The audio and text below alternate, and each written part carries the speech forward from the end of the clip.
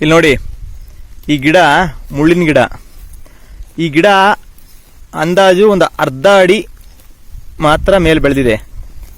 ಕಾರಣಾಂತರಗಳಿಂದ ಒಂದ್ಸರಿ ಒಣಗಿದೆ, ಆನಂತರ ಚಿಗುರಿದೆ. ಆದರೆ ಇದನ್ನ ನಾನು ಇವತ್ತು ಕೀಳಬೇಕು ಅಂತ ಹೊರಟೆ. ಕೀಳಕ್ಕೆ ಹೋದ್ರೆ ನೋಡಿ, ಸುಮಾರು 1.5 ಅಡಿ ಗಿಡ, ಅರ್ಧ ಅಡಿ ಮೇಲಿದೆ ಅಷ್ಟೇ, 1.5 ಅಡಿ ಆಳವಾಗಿ ಬೇರ್ಬಿಟ್ಟಿದೆ.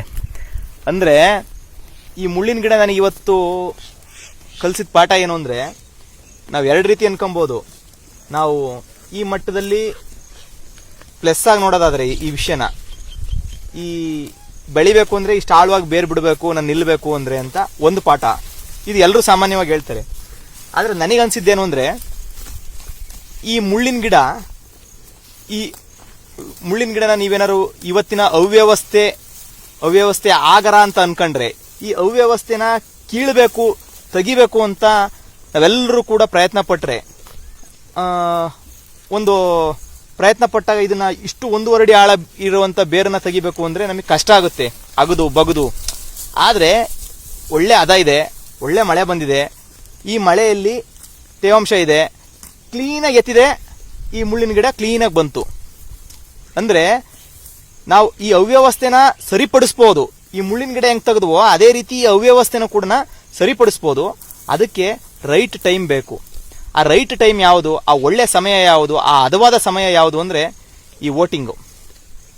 ಈ ವೋಟ್ ಹಾಕ್ಬೇಕಾದ್ರೆ ನಾವು ಕರೆಕ್ಟಾಗಿ ವ್ಯವಸ್ಥೆನೇ ಬೇಕು ನಮಗೆ. ಈ ಅವ್ಯವಸ್ಥೆ ಬೇಡ, ದುರಾವಸ್ಥೆಗಳು ಬೇಡ ಅಂದರೆ ಕರೆಕ್ಟ್ ಟೈಮ್ ನಾವು ಯೋಚನೆ ಮಾಡಿ ಒಮ್ಮೆ ವೋಟ್ ಹಾಕಿರೆ, ಒನ್ ಟೈಮ್ ಒಂದು ಒಳ್ಳೆ ಪ್ರಯತ್ನ ಪಟ್ಟಿರೆ ಲಾಂಗ್ ಟೈಮ್ ಸೊಲ್ಯೂಷನ್ ನೋಡ್ಬೋದು. ಏನಂತೀರಾ? ಅದಕ್ಕೆ ಪ್ರಜಾಕೀಯ ನೋಡ್ರಿ ಅಂತ ಹೇಳ್ತಾ ಇರೋದು, ಪ್ರಜಾಕೀಯ ತಿಳ್ಕೊಳ್ರಿ ಅಂತ ಹೇಳ್ತಾ ಇರೋದು. ಅಥವಾ ಈ ರಾಜಕೀಯದವ್ರ ಹತ್ರನೇ ಈ ಕೆಲಸಗಳನ್ನ ಸರಿಯಾಗಿ ಮಾಡಿಸ್ಕೊಳ್ರಿ. ಏನು ಪ್ರಜಾಪ್ರಭುತ್ವದ ಅಡಿಯಲ್ಲಿ ನಾವು ನಮ್ಮ ತೆರಿಗೆ ದುಡ್ಡನ್ನ ಏನು ಸರಿಯಾದ ವಿನಿಯೋಗ ಮಾಡ್ರಿ ಅಂತೇಳಿ ಮಾಡಿಸ್ಕೊಬೋದು. ಬಟ್ ಅದಕ್ಕೆಲ್ಲ ಒಂದು ರೈಟ್ ಟೈಮ್ ಅಂದರೆ, ಒಂದು ಹದವಾದ ಟೈಮ್ ಅಂದರೆ ಈ ಎಲೆಕ್ಷನ್ ಅನ್ನೋ ಸಮಯ, ಚುನಾವಣೆಯ ಸಮಯ, ಪಾರದರ್ಶಕ ಆಡಳಿತ ಬೇಕು, ಲೆಕ್ಕ ಬೇಕು, ಜವಾಬ್ದಾರಿತನ ಬೇಕು. ಅಂದರೆ ನೀವುಗಳು ನಿಮ್ಮ ವೋಟ್ ಹಾಕುವ ಸಂದರ್ಭದಲ್ಲಿ ಹಣಕ್ಕೋ, ಎಂಡಕ್ಕೋ, ಜಾತಿಗೋ, ಮತಕ್ಕೋ, ಇನ್ನೊಂದಕ್ಕೋ ಮತ್ತೊಂದಕ್ಕೋ ಭಾವನಾತ್ಮಕ ವಿಚಾರಗಳಿಗೆ ಮಾರು ಹೋಗದೆ ಕೇವಲ ನಿಮ್ಮ ತೆರಿಗೆ ದುಡ್ಡನ್ನ ಹೆಂಗ್ ಕೊಡ್ತೀಯಪ್ಪ, ಹೆಂಗ್ ಮಾಡ್ತೀಯಪ್ಪ ಅಂತ ಲೆಕ್ಕ ಕೊಟ್ಟು ಮಾಡ್ದಂಗಿದ್ರೆ ಕೆಳಗಿಳಿತೀಯೋ ಅಂತ ಕೇಳಂಗಾದ್ರೆ ಸರಿಯಾಗುತ್ತಲ್ವಾ? ಏನಂತೀರಾ? 2 ವಿಷಯ ಅರ್ಥ ಆದ್ವಲ್ವಾ? Thank you. ಪ್ರಜಾಕೀಯ ನೋಡಿ.